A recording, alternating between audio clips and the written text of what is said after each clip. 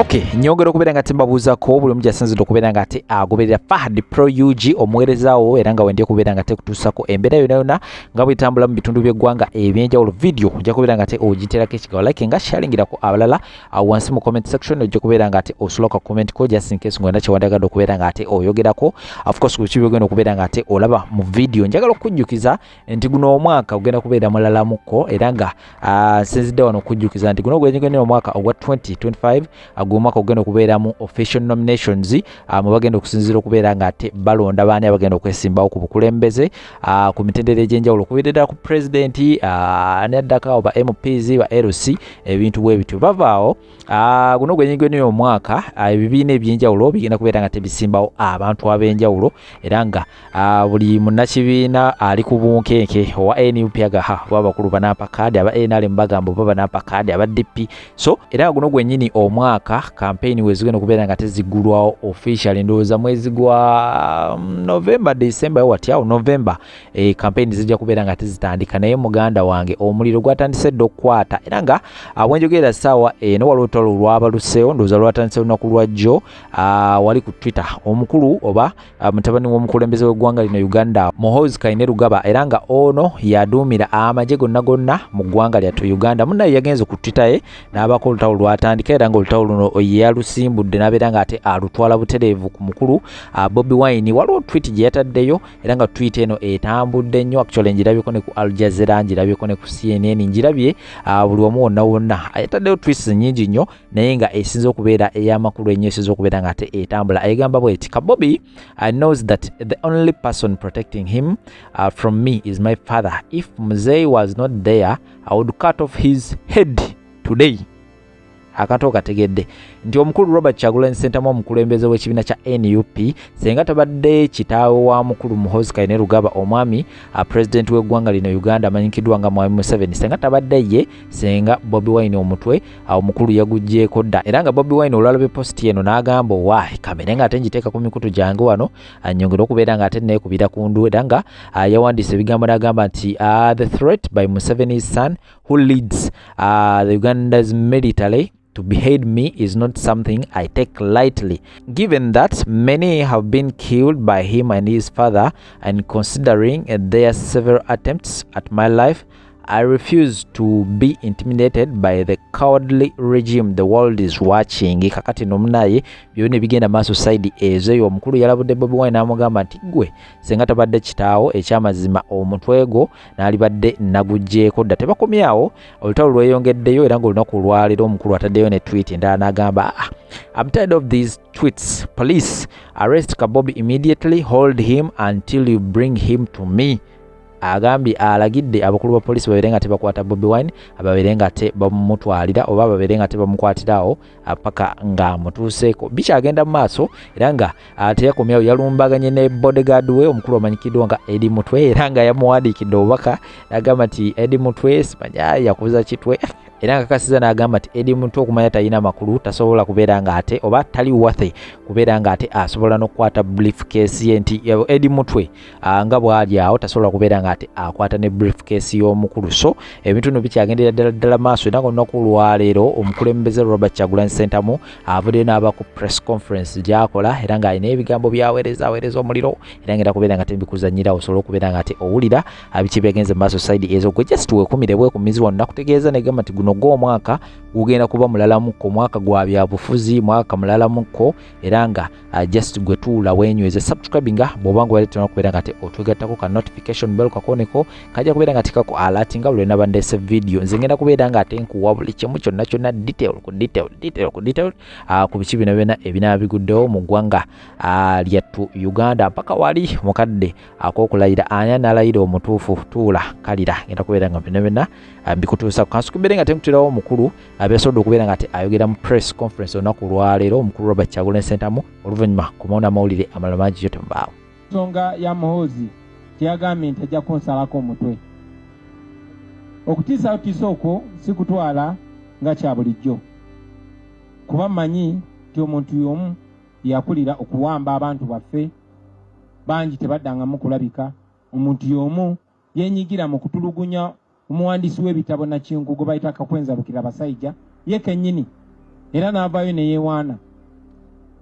Abantu be bamu bennyini ye ne kitaawe bafubye nnyo okunsaanyaawo. Katonda yansimatula mu Arua, baali bazze kuntemula, ne gye buvuddeko baali bazze kuntemula. So ye okwogera ekyokuntemula si kipya era si kibuusabuusa.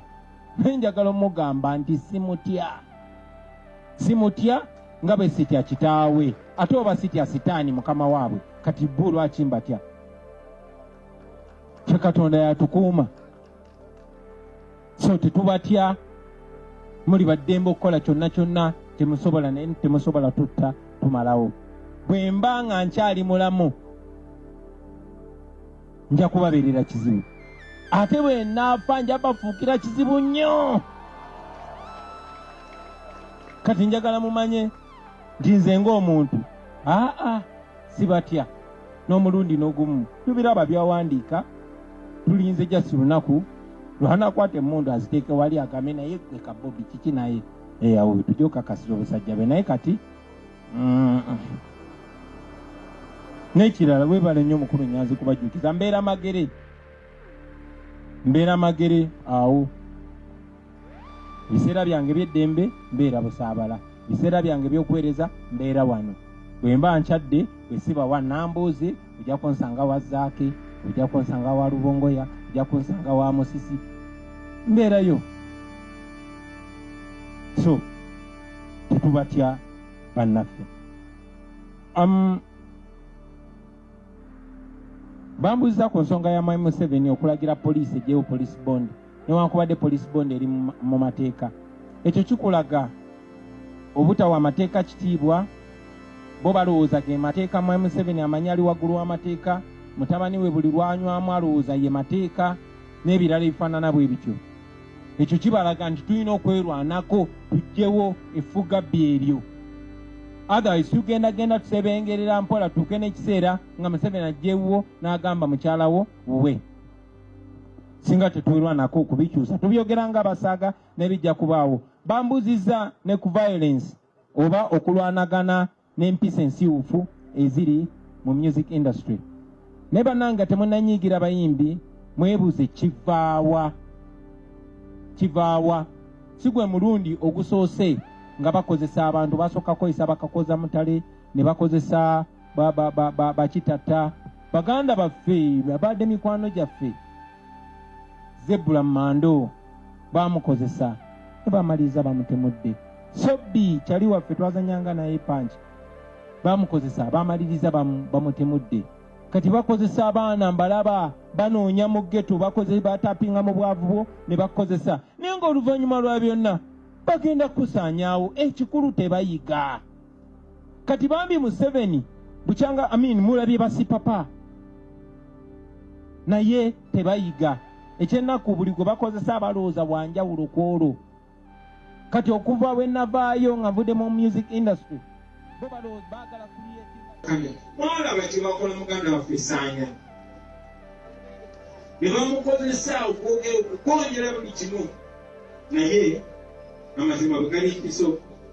Namulabye muganda waffe Ssaanya, era njagala okusinzira wano okubasaba, njagala okubaka bamirundi ebiri. Njagala okusooka okuwaako Fred Ssaanya message yonna gy'olikakasa obaka butemuddukako. Timunange tetuli balabebo, tetuli baganda bo, ate tu understand nga tutegeera embeera gy'oyiseemu. Betwakugamba mu ntandikwa betukugamba kati tetuli balabebo, era wekira gye tuli tomunange tukwaniriza nga baganda waffe. Obanga oli kwalaali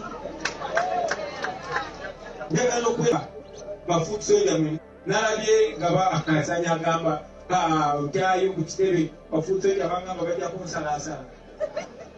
Bambi temunsalaasala. Njagala mu understanding nga abasiraamu bwe bagamba nti imaani ziba ne levels.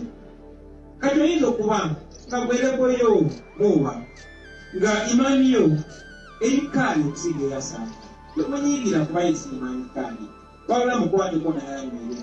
So Ssaanya bw'aba abatuukiridde mumwanirize ng'owooluganda.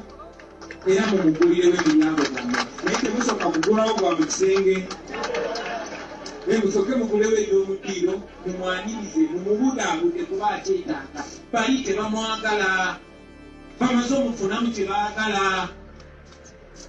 simusaanya bwe mumusuula bwe tumusuula bwe tutyo obulamu bwe tuba tubutadde mu batigga bali tebamwagala ate nabbe abandimwaniriza bwe tumusindiikiriza musebula beno likimu emanyira okatemula era kati ate saanya kiyitaaga nnyo n'obuyambi namulabye ng'alaja naye abasobola omukuuma mumukuume kuba bano abantu be tulimu batemu saanya abadde binzi saanya embeera gyaise siwagira n'omulundi n'ogumu byazakola naye bannange nzenga mbagamba omuntu yenna waalabira amazima ne oba wagala b'emyaka 10 enagalaba leero munange mumwanirize kuba Uganda yakubwetu abamu embuto zaabwe endala bwe baluma obwongo bugwa mu lubuto naye mumwanirize muganda waffe mumubudaabude mumugambe tumwagala mumugambe mutumidde era mugambe tujja mulabira ku bikolwa bye mu bifo. Thank you very much, ladies and gentlemen. Please resume your seats. We praise the Almighty God that we are here, alive and kicking, still hungry, still angry, and still moving forward. I want to welcome all of you, comrades, friends, to 2025. Happy New Year, ladies and gentlemen. It has been a tough year, but we are here. Alhamdulillah. We don't take it for granted. Last year was tough. Madam Deputy President, Comrade Deputy President, I welcome you to 2025. Last year was sad. We lost our Deputy President to death. Mama John Mugisha, may her soul continue resting in peace. And we also, in a way, lost another Deputy President to corruption. But we refuse to give up. We know that one day our brother will see what is right and do what is right. We refuse to give up on him and encourage you, comrades, not to give up on people even when falls out. Friends, as I welcome you into this year, I want to remind you to become motoka, kudomaka motoka ya maje. This year is a critical year.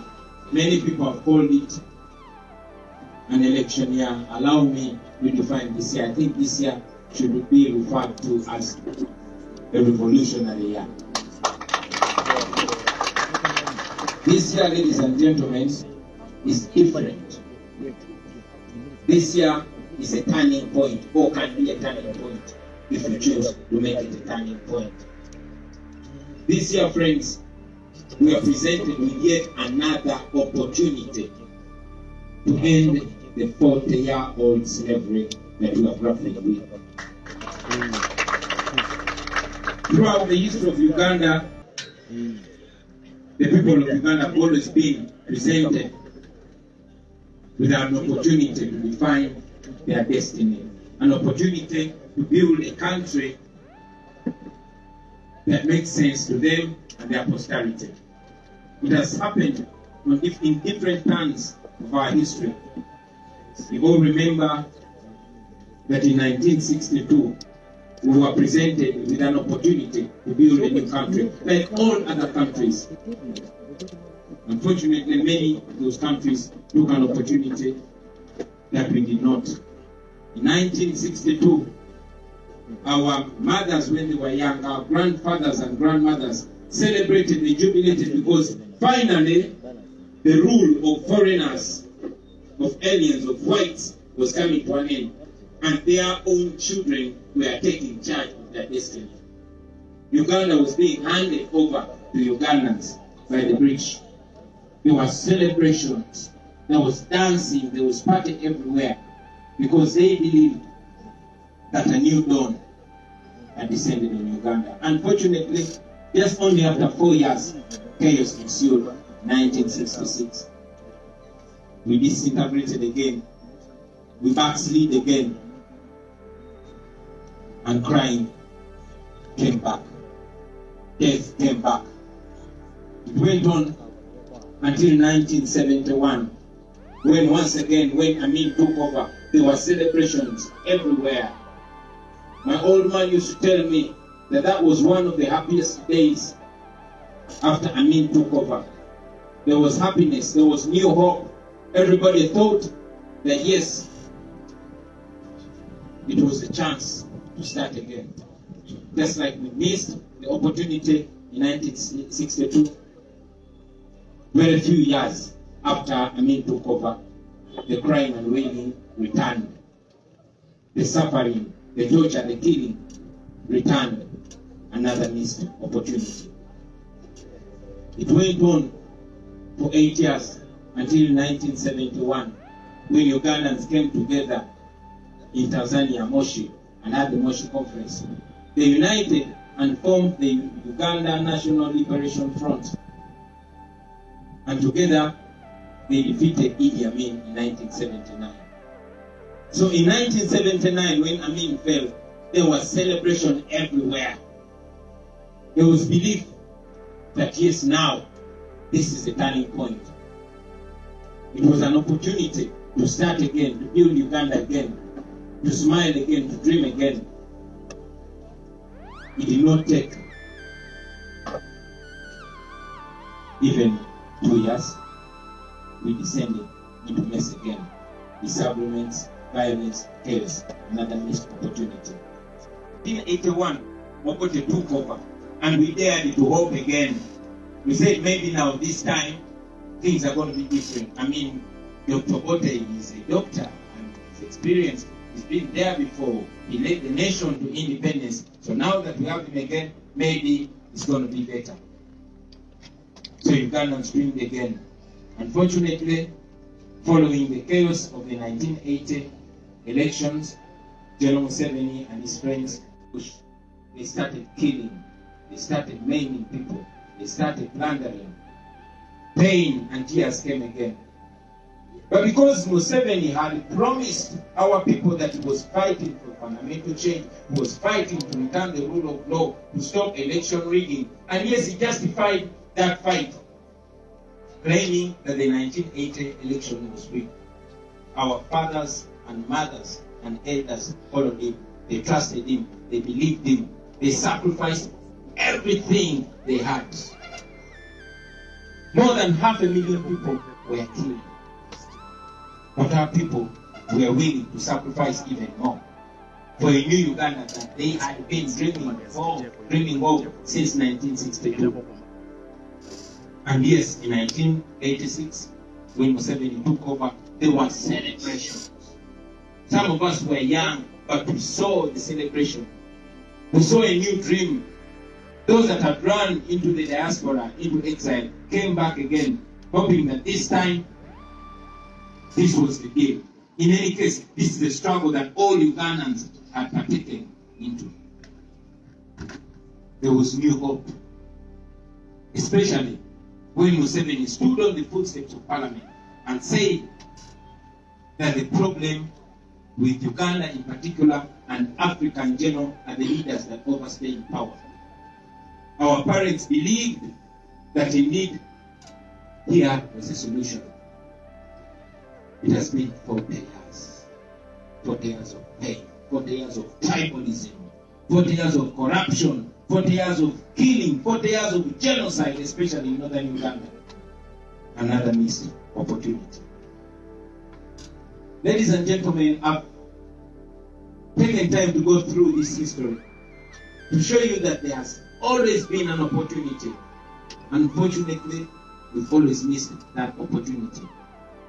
But like we're being taught by our parents and by the scriptures, that hope is the most important thing that humanity must hold on to. Here we are again, ladies and gentlemen, to emphasize on that hope. I talk about these missed opportunities so that we can realize and realign ourselves. So that we can know that there has always been an opportunity. 40 years has gone. But in those 40 years, we've also had various opportunities. For example, we had an opportunity in 1996. We had an opportunity in 2001. We had an opportunity in 2006, an opportunity in 2011, an opportunity in 2016, and an opportunity in 2021. Different times, different candidates, different players. But somehow, we've always missed the target. And here we are again, ladies and gentlemen. We are in 2025. Another opportunity presents itself to us. Although the election is happening in 2026, but the opportunity is now. It is now because everything is done in this year. According to the powers that be, there is an election early January between 9th and 12th. We have 368 days from today. We have 12 months and 5 days from today. How are we looking at that opportunity? It is another shot, another try, another effort, another attempt on freedom. Are you looking at it as another opportunity to freedom? That's a question that I would request all of us to look at and to ponder about. I remember telling you before the 2021 election, I told you that if we fail in 2021, another 5 years of Museveni, he won't be able to handle. I remember telling you that every day that Museveni spends ruling over us, we go back 5 days. For every year that Museveni spends ruling over us, we go back 5 years, probably many more years behind. You all remember that since 14th of January 2021, so much damage has been created, so much damage that we're going to take years to fix.